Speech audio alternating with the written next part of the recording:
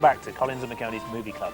Later on, Stuart and I will be putting some goat's cheese and one of spinach onto a tray, then passing them between ourselves, blindfold, and seeing who gets the spinach. It's a game we call Russian roulade.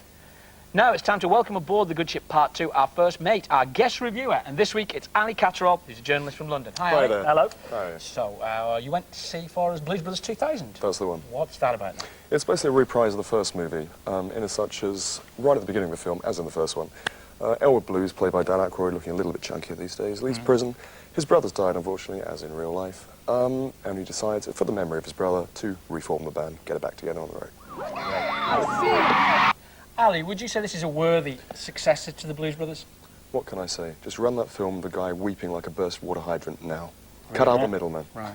It's that bad, is it? It's awful. Look under the thesaurus under appalling. Oh, it's there. What about John Goodman, though? Is he any good in John the Goodman is role? a fine, fine actor. In this, he is utterly wasted. He's basically there to fill John Belushi's shoes. He's not large enough to fill John Belushi's shoes. He just stands around looking large and singing a bit. No, God. Wasted. Yeah. OK, they've added a little kid. Does that work? This little Culkin creature, yeah. I mean, I don't like little people in films unless they're murdering the cast, as in Don't Look Now, you know. This kid just murders the film stone dead. Oh, dear. It's all sounding bad, but there must be something you liked about it. James Brown is always welcome. In this case, too little, too late.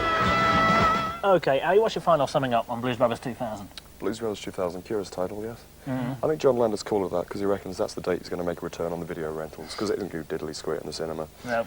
Secondly, Blues Brothers ultimately is like burying and exhuming a reasonably good-looking corpse, unnecessary and a bloody awful mess.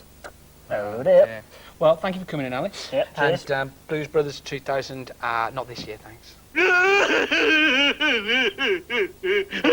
Blues Brothers 2000 is released on May the 22nd.